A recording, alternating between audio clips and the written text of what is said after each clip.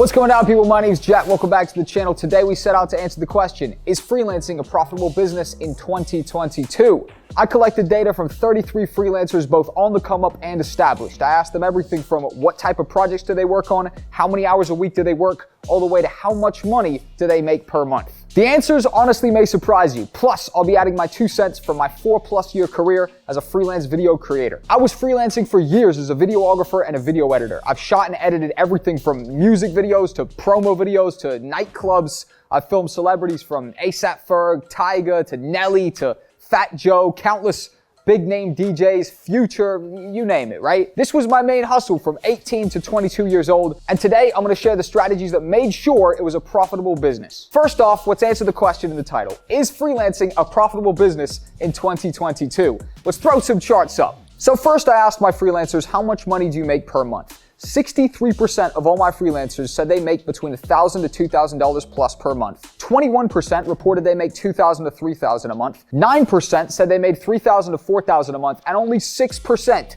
said they made over $5,000 a month. So then we asked them, okay, so how many hours a week do you work? On the absolute lowest end, there were freelancers working 10 to 20 hours a week. On the high end, it was going up as much as 50 hours plus a week. But over half of the freelancers, so the average, are working 20 to 30 hours a week. So let's try and take that data and calculate some kind of average hourly rate. If 63% of my freelancers said they were making between $1,000 to $2,000 a month, let's meet in the middle and say the average salary is $1,500 a month. Then if my average freelancer said they were working between 20 to 30 hours a week, we can meet in the middle and we get 25 hours a week. So I've never been the greatest at math, but this is relatively simple math. If we take the amount they're making per month and divide it by the amount of hours they're working, we get our hourly rate, which the average is $15 an hour.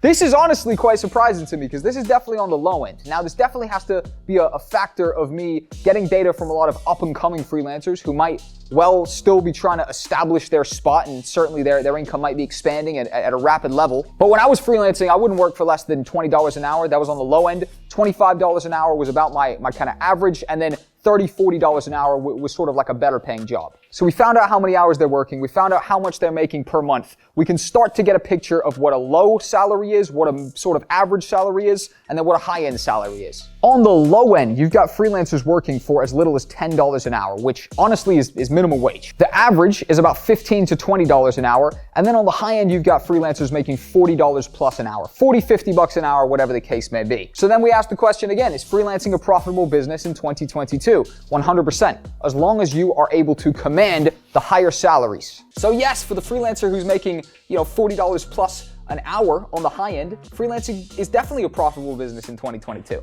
However, the people on the lower end who are only attracting maybe the lower tier work or haven't really gotten off the ground yet, who are actually, if you put it in perspective, barely making minimum wage or maybe a tiny bit above minimum wage at $10 an hour, I attribute this to massive amounts of competition. Long gone are the days where creative services are a rare commodity. The fact of the matter is creative services have simply been diluted. There's a lot of people doing it, which means a lot of competition. So there's a small group of freelancers who are taking all the work. And that begins to become apparent when we have a look at the next set of questions that I asked my freelancers, which was, are you struggling to get new clients? 60% said that they are actually struggling, whereas 40% of freelancers said that they were not struggling. So as a freelancer who might be struggling or trying to get themselves off the ground, how do you build a consistent, respectable salary? This comes down to my strategy of layering one-off gigs on top of, big emphasis on top of your consistent clients. What that means is you've got multiple layers of clients. So when I was freelancing, I had 2 clients who are my consistent long-term recurring clients. They gave me work every single week. I worked with them for years.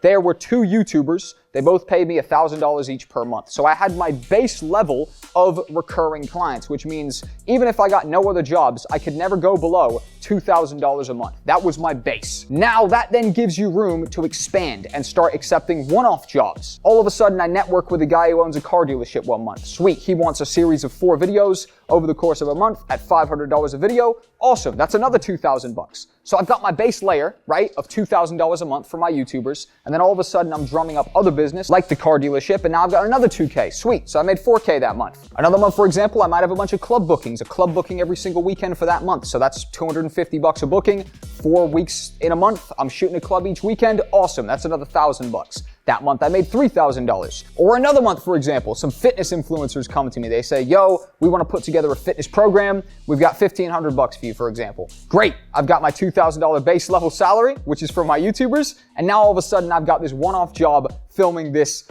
fitness program in the gym, and that's another $1,500. That's a $3,500 month. Sweet. You're starting to get the picture, right? You've got your base salary, which is your 2K, or whatever your number is, your consistent clients who make up your guaranteed income. Every single month, you know that 2K is coming. That's important. Your bills are paid, all that stuff. Then you go to work and you start layering on that next level, which is the one-off gigs. So the worst it gets is you're making your 2K for the month, you got your base layer, and then the best it can get is, you've had a solid month, you've attracted some solid projects, and you're making, upwards of 4, 5K a month, whatever the case may be. Again, those are just my numbers that I'm using as reference. Now, when I asked my freelancers the next question, what best categorizes your jobs and clients? A bunch of them actually did say long-term recurring clients, and then only 33% of them said short-term, what I like to call project hopping. The reason there is because it's just so much more reliable to have your long-term clients. That's stuff you can do the math on. You can't do the math how many one-off jobs you're gonna get in June next year. You don't know, it hasn't come yet, right? However, if you have consistent recurring clients, you know that you'll be working with those clients, they're gonna pay you your 2K a month, for example, and that's a figure you can do the math on. You know that's coming every single month. Now all of a sudden we've got, double this month because we shot the car dealership. Sweet, it's a nice month, no problem. But if that didn't come, still got my 2K, I still got my base layer. So how do you get long-term recurring clients to make your 2K a month? Then how do you get your one-off clients to increase your income? I asked that same question to my freelancers. I said, listen, how do you get your work? It was split into 3 categories: freelance websites like Upwork, Fiverr, etc., social media, Instagram, Twitter, whatever the case may be, and recommendations/network. Each of these avenues, if you will, each of these sources of clients have a little bit of a different strategy that you want to employ. I've gotten clients from all 3 of these. They work together very well, but each of them have a bit of a different strategy on how you go about getting clients. Now, recommendations are tricky because you can't get recommendations when you're starting out. If you're a freelancer who's just beginning, no one knows you do this yet, which means you have to get to work, right? When I'd only shot 1 club, I didn't have promoters calling me on the weekend or texting me to say, yo, we have a club, do you want to come film it? They didn't know about me yet. However, when I was 40 clubs deep, I had 40 after movies from various different clubs under my belt, all of a sudden the phone's ringing a little bit more and people are actually recommending you, and you've got a little bit more of like a network of people that are sort of coming back, recurring clients. So the only way to get loads of recommendations is to jump into the field and start touching a bunch of projects. Once you've worked with hundreds of clients, every single month there's going to be clients coming back. I mean, you'd have to really suck for none of those clients to come back, right? Then we got freelance sites. Freelance sites are essentially a little bit overrun these days. There's so much supply of freelancers and not as much demand, aka clients who want those freelancers, which creates a situation where there's a lot of people who are forced to lower their rates, or there's a lot of clients who are, offering really embarrassing rates. Hey, yo, I'll give you $2.75 to come edit a feature-length film. Yo, I'll give you $7.52 to edit my entire wedding video, which is gonna take you 3 days. There's a lot of that, and it can put a lot of freelancers off because you think, you know what, these guys are trying to rip me off. Like, what the hell, freelancing is a scam. So freelance sites are very much so like that. The reality of freelance sites is you have to dig for the diamonds in the dirt, the diamonds in the rough, if you will. There are some absolute banger projects on freelance sites, but there's a whole bunch of, Jason who's trying to pay you $13.25 for a month of work. It doesn't make sense, right? And like I said, it puts a lot of people off. So the strategy for freelance sites is you just dig for the diamonds in the dirt. And finally, social media. Social media comes down to building a strong personal brand. Whenever I would go to a shoot, I'd make sure I took a little story or I made a little post on Instagram about it. I'd make sure I posted behind the scenes from shoots. I'd make sure if a client, tagged me in a story or whatever and said, I'm shooting with Jack today, I'd make sure I shared that and sort of plastered that across social media. And that wasn't to say, oh, look at me, I'm the cameraman. Actually, yeah, it kind of was. The fact of the matter is, if nobody knows you offer these services, they're never going to think about hiring you, right? Whereas when I filmed, for example, that fitness program that added on top of my base layer and maybe some extra money that month, that came to me through me being the guy on Instagram who always showed his shoots. So naturally, when you come up with a shoot, if those fitness influencers were at home thinking, yo, who should film our fitness program? Yo, I follow Jack, like he's always filming stuff. Cool, let's get him along. you gotta be front and center, you gotta be visible for people to think about you. So getting work through social media comes down to a strong personal brand, social proof, showing you actually do what you say you do. Network comes down to touching loads of projects, which means people are naturally coming back to you. And then freelancing just comes to finding the diamond in the dirt. You're not gonna work all day for $1.75, but you might work 5 hours for $175, right? So find the diamonds in the dirt. And that right there pretty much concludes the video. I feel as though it was action-packed with information. Leave a comment down below if there's something you think that I missed, that you want me to follow up on, or another topic that you thought I should do. Follow me on Instagram, follow me on Twitter.